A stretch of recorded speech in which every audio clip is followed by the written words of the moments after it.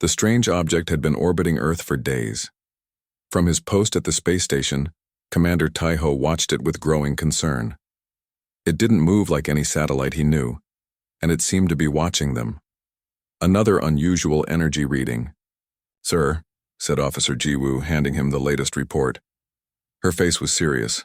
Her dark eyes focused on the data. Taiho studied the numbers and frowned. "Contact base again. They need to know this isn't just space debris." Thousands of miles away, alien warrior Daehyun floated in his cloaked ship, studying the blue planet below. His mission was simple: assess Earth's defenses and prepare for the stellar dominion's arrival. So far, he was not impressed. Daehyun watched humans' primitive aircraft and crude weapon systems with growing confidence. His silver armor gleamed as he recorded another observation for his superiors. "These creatures have only just discovered space travel," he reported. "Their weapons are chemical-based projectiles and basic explosives. Their communications rely on easily disrupted signals. Conquest will be swift." On his view screen, major cities glowed with activity. Daehyun focused his sensors on military bases, noting their locations and strength. The humans had spread their forces widely, which would make them easy to isolate and defeat. What Daehyun failed to notice were the small unmarked facilities hidden in mountains and underwater. He missed the purpose of certain satellites that appeared non-functional, but actually housed advanced monitoring systems. Back on Earth, General Minho received the space station's warning in his underground office. He immediately called an emergency meeting with leaders from around the world. "The object is definitely not natural and not one of ours," Minho explained to the assembled officials. "We must activate Protocol Sunlight." Protocol Sunlight was the response plan created decades ago when scientists first detected signals from deep space. Few people knew it existed. It included hidden weapons, secret communications networks, and technology the public had never seen. "Do we know their intentions?" asked Defense Minister Bora, her voice calm despite the tension in the room. "No," replied Minho. "But they're watching us and hiding while doing it. That's rarely a good sign." On his ship, Daehyun finished his initial survey and sent his findings to the Stellar Dominion. The planet has abundant water, minerals, and habitable land. The native species has basic technology but poses no significant threat. Recommend standard conquest protocol. The response came quickly. Proceed with invasion preparation.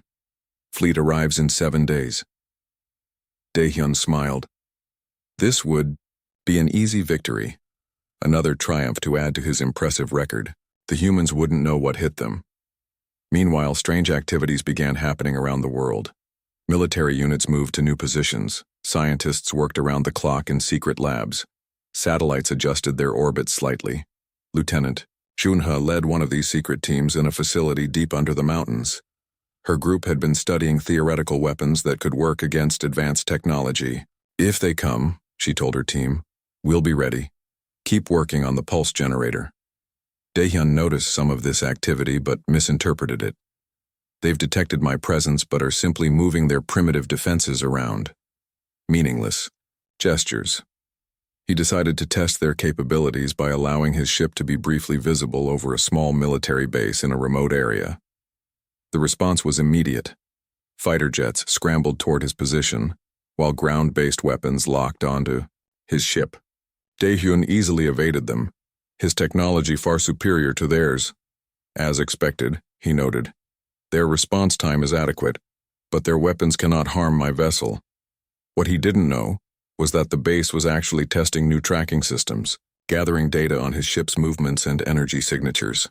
Every evasive maneuver Daehyun made provided valuable information to Earth's defenders. On the 6th day, Daehyun performed a closer scan of major cities, studying human behavior patterns. He saw them going about their normal lives, unaware of the fleet approaching their world. "These creatures show no signs of unified defense planning," he reported. "They function independently, with clear hierarchies and territorial divisions. They will not be able to coordinate against our attack." As night fell across Asia, Daehyun watched lights twinkle across the continent. He felt a brief moment of something almost like regret. The planet was beautiful in its way, but the stellar Dominion needed its resources, and his job was to prepare the way. Unknown to Dae-hyun, deep in bunkers around the world, humanity's leaders had gathered. They had been preparing for this moment for generations. Secret weapons were being moved into position. Special forces teams were on high alert. "Tomorrow," said General Minho to his assembled commanders, "we will show these visitors that appearances can be deceiving." As Earth rotated beneath him, Dae-hyun completed his final report. The invasion would begin at dawn. He was confident it would be over within days. The humans, with their simple weapons and divided nations, could never stand against the might of the stellar Dominion. He had no idea what was waiting for him. The morning sky turned bright with unnatural light as Dae-hyun's signal brought the stellar Dominion fleet through the upper atmosphere. Massive ships, each larger than the biggest human aircraft carrier, positioned themselves over major cities around the world. Their hulls gleamed with a metallic blue sheen that absorbed radar signals. People stopped in streets, pointing upward, in shock and fear. Traffic halted. Phone networks jammed with millions of calls and messages. "Begin the first wave," ordered Dae-hyun from his command ship. He felt pride as smaller attack vessels deployed from the motherships. This would be another successful conquest for his record. In Seoul, General Minho watched the alien ships approach on multiple screens. His underground command center buzzed with tense but controlled activity. "They're targeting power stations and communications first," reported a young officer. Minho nodded. "As expected. Activate our backup systems now." The first plasma blasts hit Seoul's main power plant, destroying it instantly. Similar strikes happened simultaneously in Tokyo, New York, London, and 20 other major cities. Millions lost power, and regular communications went dark. Dae-hyun watched with satisfaction. The humans are now blind and disconnected. Phase 1 complete. But unknown to the aliens, many key facilities had been moved underground years before. When the main power grid failed, hidden generators activated. When public communications went down, a separate military network remained operational. Dae-hyun led his personal squadron toward what intelligence identified as Earth's largest military base. His ships moved in perfect formation, their weapons charged. "Humans approaching," warned his second-in-command, primitive aircraft. Dae-hyun smiled behind his helmet. "Let them come." The human jets seemed pathetically slow compared to the alien craft. Their missiles exploded harmlessly against advanced shields. One by one, the planes fell from the sky. "Two. Easy," Dae-hyun said. "Direct hit on their command center." His ship fired a powerful blast that demolished the main building of the military base. Soldiers ran for cover as debris rained down. Lieutenant Yunha watched this from a bunker 5 miles away. The main building had been emptied days ago when their deep space sensors first detected the approaching fleet. "They took the bait," she said to Colonel Hyunwoo beside her. "Activate the pulse now." Hyunwoo pressed a sequence of buttons on his console. Nothing seemed to happen for several seconds. Above them, Dae-hyun was preparing another attack run when his ship's systems suddenly flickered. 3 of the smaller craft behind him completely lost power and began falling toward the ground. "What's happening?" he demanded, checking his instruments. "Unknown energy pulse," replied his engineer. "It's disrupting our power cores." Dae-hyun managed to stabilize his ship, but 2 of his squadron crashed into empty fields below. He had never encountered such technology before. "Pull back to higher altitude," he ordered. "Adjust shields to block the pulse." In the bunker, Yunha smiled grimly. The pulse worked better than expected. "Their shields are vulnerable to the frequency," we discovered. Around the world, similar scenes played out. The aliens had superior technology, but humans had prepared specific countermeasures. Not enough to win outright, but enough to survive the first assault. By evening, smoke rose from damaged cities across the globe. Thousands had died in the initial attack. But the human resistance was stronger than Dae-hyun had predicted. In his mothership, Dae-hyun reported to his commander. We have destroyed major infrastructure as planned, but the humans have unexpected defenses. 2 of my ships were disabled by an energy pulse we've never encountered before. His commander's face showed displeasure. You assured us this would be a simple conquest, Daehyun. Adjust your strategy and complete your mission. After the transmission ended, Daehyun studied the battle reports with growing concern. Something wasn't right. The humans were too prepared, too coordinated. Could they have known about the invasion? Meanwhile, in the mountain bunker, Yuna's team worked frantically to examine one of the crashed alien ships that Special Forces had secured. The metal is unlike anything I've seen, she said, carefully cutting into the hull. And look at this power source. It's similar to our experimental fusion designs, but far more advanced. General Minho joined them, his uniform dusty from traveling through emergency tunnels. How soon can we adapt their technology to our weapons? Days, not weeks, Yuna replied confidently. They underestimated how quickly we can learn. As night fell, Daehyun planned the next day's attacks. This time he would target the hidden facilities his scanners had detected during the battle. No more holding back. What he didn't realize was that humans worldwide were already sharing information about the aliens' weaknesses. Scientists examined captured technology. Military leaders coordinated new strategies. And in thousands of ordinary homes and shelters, people helped each other survive, showing a unity the aliens never expected. The war had just begun, and Daehyun's certainty was already starting to crack.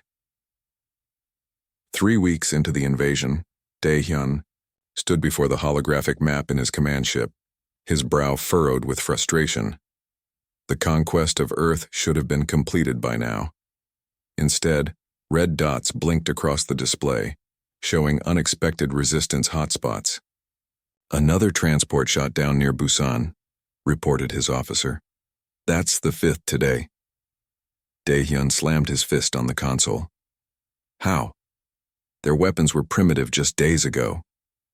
The answer lay 50 meters underground, where Lieutenant Yunha hadn't slept more than 3 hours a night since the invasion began. Her lab was filled with alien technology, pieces from downed ships and weapons. Her team had made remarkable progress. The energy signature is similar to our experimental systems, she explained to Colonel Hyunwoo as they examined a captured alien rifle. We've modified our missiles to use the same principles. Hyunwoo nodded. That's why they're working against their shields now. Across the world, a new kind of warfare had emerged. Humans had quickly learned that direct confrontation was suicide against the aliens' superior firepower. Instead, they struck quickly and disappeared, using the landscape they knew intimately. In a dense forest, a small team of soldiers waited, silently as an alien patrol passed overhead. Their leader, Sergeant Jiho, gave a hand signal.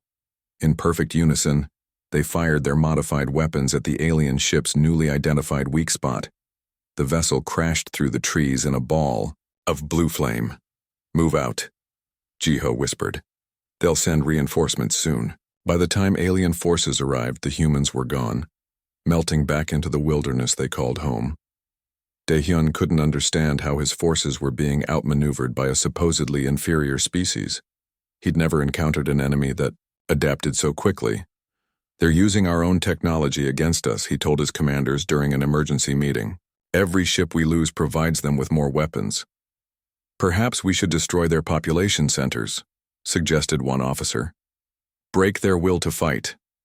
Daehyun considered this but shook his head. The Dominion wants this planet's resources intact, and besides, their fighting forces seem to operate independently of their cities now. This was true. When the aliens had destroyed major military bases in the first assault, humans had simply changed tactics. Now their forces were dispersed in small mobile units that struck without warning. General Minho coordinated these global efforts from a constantly moving command center. Currently, it was housed in an old mining tunnel. We've confirmed they use some kind of hive communication, he told world leaders during a secure video conference. Each ship links to the others. When we disrupt that link, they become confused, finished President Yunho. Like cutting off part of their brain. This discovery had led to a new strategy. Rather than trying to destroy the powerful alien ships, human forces focused on disrupting their communication systems. In what had once been a university physics department, Professor Nari had developed a device that could temporarily jam the aliens' signals.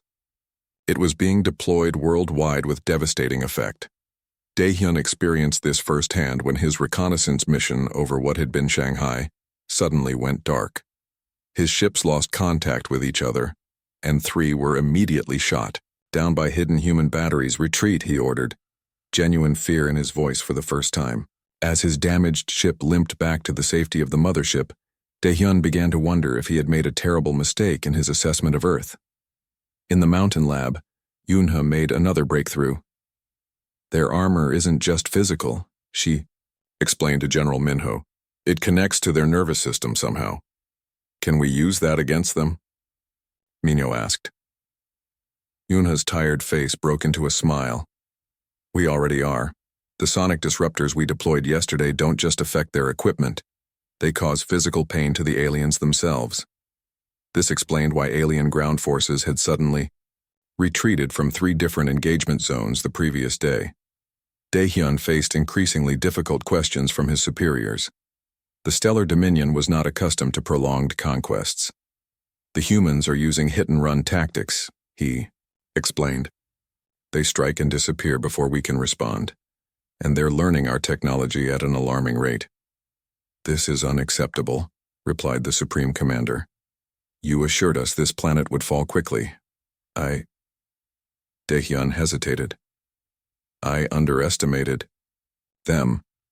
Around the world, the tide was slowly turning. Humans remained outgunned, but they compensated with creativity and determination.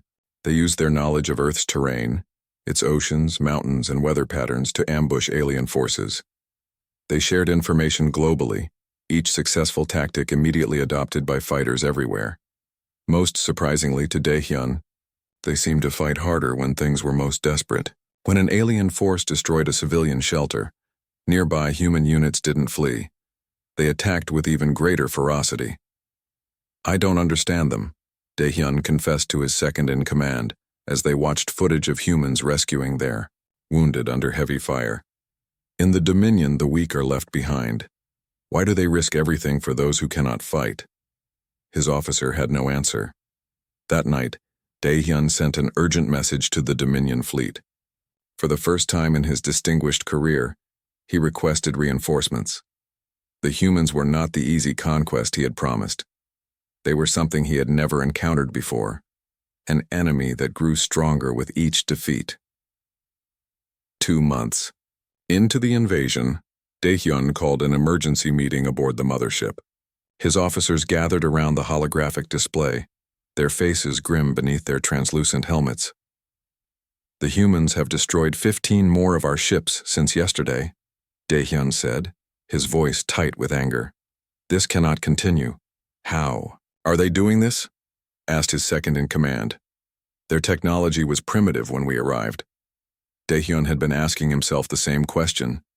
The humans were fighting with weapons that seemed to improve daily. Their tactics constantly evolved. Just when his forces adapted to one strategy, the humans would switch to another. Meanwhile, beneath the Pacific Ocean, Admiral Jisoo entered a facility that officially didn't exist. For 50 years, ever since the first alien signals were detected, Earth's nations had secretly constructed this base. Now it was humanity's most important weapon. Status report, Jisoo demanded, her uniform still damp from the decontamination chamber. All systems operational, replied Commander Sunwoo. The orbital platforms are in position and awaiting your command. Jisoo nodded, looking at the massive screens showing the alien fleet formations. They still don't know what's coming. On the mothership, Daehyun was planning a final, devastating attack. We must target their remaining power sources and food production facilities, he told his officers. Force their surrender by any means necessary. An alarm suddenly blared through the command room. Energy spike detected, called out the sensor officer. Source unknown. Daehyun rushed to the view screen. Show me. What he saw made his blood freeze. All around Earth, previously invisible objects were powering up. Dozens of orbital platforms that had somehow escaped detection were suddenly active, their weapons aimed directly at the alien fleet. "Impossible," whispered Daehyun. "Our scans showed no such defenses." In the underwater command center, Admiral Jisoo gave the order. "All platforms fire." Beams of concentrated energy shot from the orbital platforms, striking alien ships with perfect accuracy. The advanced weapons cut through shields that had previously seemed impenetrable. Daehyun watched in horror as 3 motherships exploded simultaneously. "Evasive maneuvers," he shouted. "Return fire." But the platforms were using technology similar to the alien zone, making them difficult to target. And they were controlled by artificial intelligence systems that predicted and countered every move the alien fleet made. "Where did these weapons come from?" demanded Daehyun's superior through an emergency communication channel. "They must have been hiding them," Daehyun replied, his ship shaking from a near miss. "I don't understand how they concealed them from our scans." The answer lay in decades of careful preparation. After the first alien signals were detected in the 1970s, Earth's governments had quietly begun developing technologies based on the fragmentary information they gathered. Special materials that absorbed scan energy, power systems that remained dormant until needed, weapons designed specifically to counter the expected alien technology. While the public remained unaware, scientists around the world had worked together, in secret, sharing breakthroughs and creating defenses that would only be revealed when absolutely necessary. That time had come. "We're losing too many ships," reported Daehyun's tactical officer. "The mothership's shields are failing."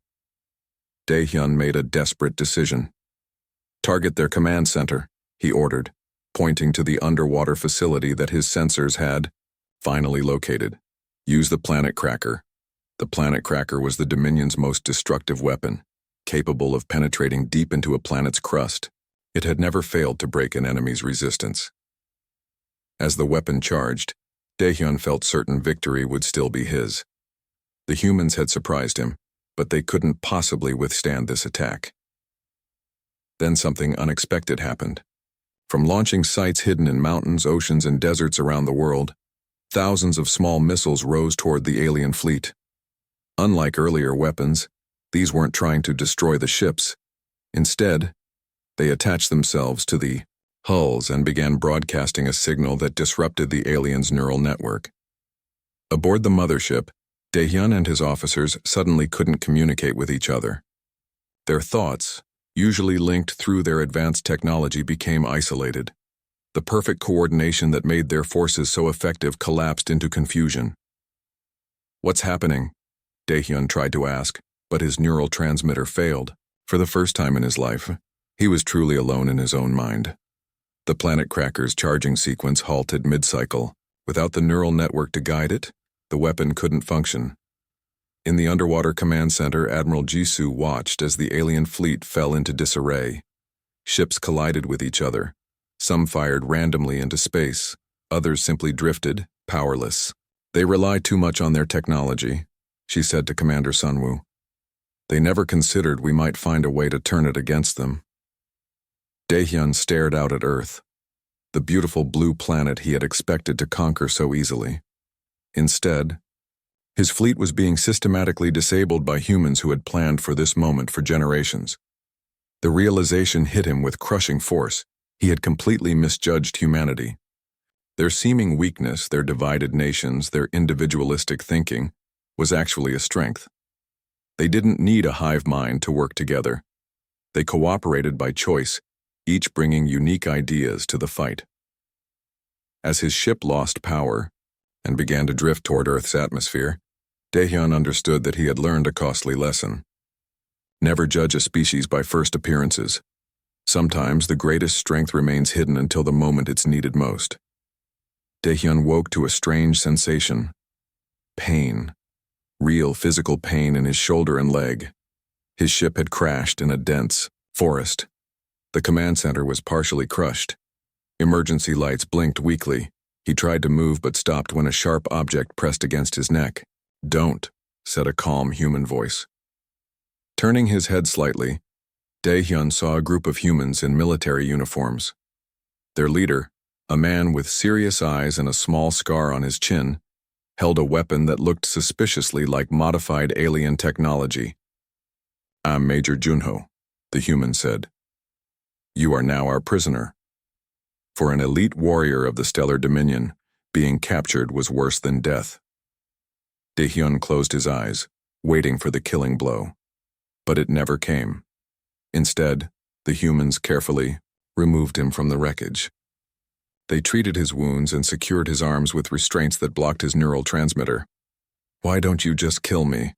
Daehyun asked as they loaded him into a vehicle. Major Junho looked at him thoughtfully. "That's not how we do things." They took Daehyun to an underground facility where doctors examined him. Scientists studied his armor and equipment. But no one tortured him. No one even threatened him. This confused Daehyun deeply.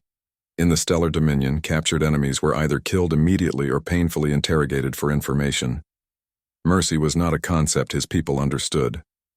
After 3 days, Admiral Jisoo came to see him. Her uniform was crisp, her manner direct. "Your fleet has been defeated," she told him without emotion. "Most of your ships have been disabled. Some have retreated beyond our solar system." Daehyun said nothing. What could he say? His mission had failed. Completely.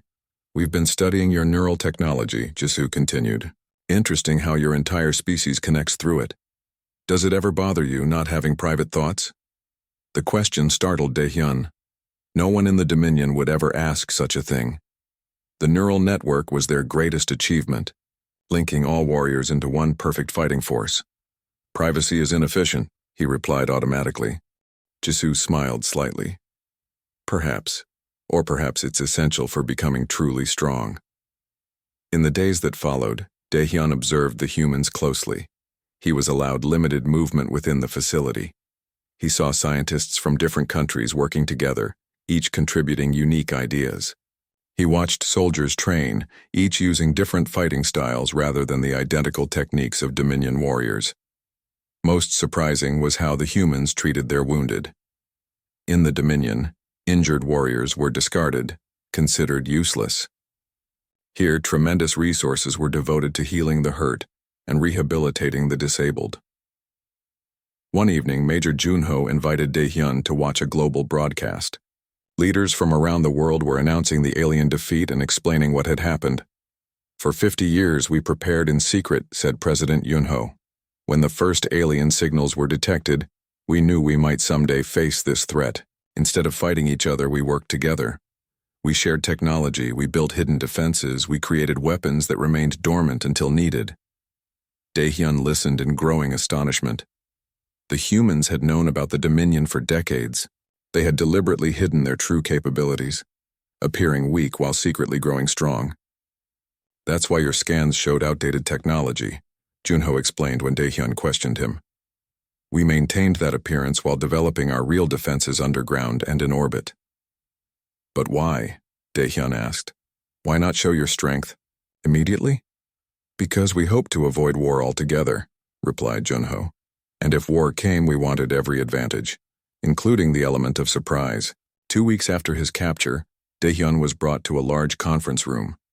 Admiral Jisoo and military leaders from several nations waited there. "We've established communication with your Dominion leadership," Jisoo informed him. "They've agreed to negotiations. You will join our delegation." Daehyun was stunned. "Why would you want me there?" "Because you've seen who we really are," she replied. "You can tell your leaders the truth about humanity." The truth. Daehyun had been thinking about this constantly. Everything he had believed about humans was wrong. He had seen them as weak because they cared for each other. He had thought their diversity made them disorganized. He had believed their emotions made them vulnerable. But their compassion gave them a reason to fight beyond simple conquest. Their diversity created solutions his uniform culture could never imagine. Their emotions, especially love and courage, made them capable of incredible sacrifice. On the day of the negotiations, Daehyun stood before the holographic image of the Dominion Supreme Commander. His people expected him to apologize for his failure and accept punishment. Instead, he spoke words that would change two civilizations forever. "The humans are not what we thought," he said clearly. "Their strength doesn't come from technology or physical power. It comes from something we have forgotten, the ability to unite despite differences, to become stronger through cooperation rather than domination." He looked at the humans beside him, then back at his commander. "I recommend peace," he said, "not because we cannot defeat them, but because we have much to learn from them." 5 years later, Daehyun stood beside Admiral Jisoo on a new space station orbiting Earth. Ships from the Stellar Dominion and human vessels floated nearby, no longer enemies but trading partners. "Did you ever imagine this outcome?" Jisoo asked. Daehyun shook his head. "Never. In our culture, to be shattered in battle means the end. And in ours," she replied, "it sometimes means a new beginning."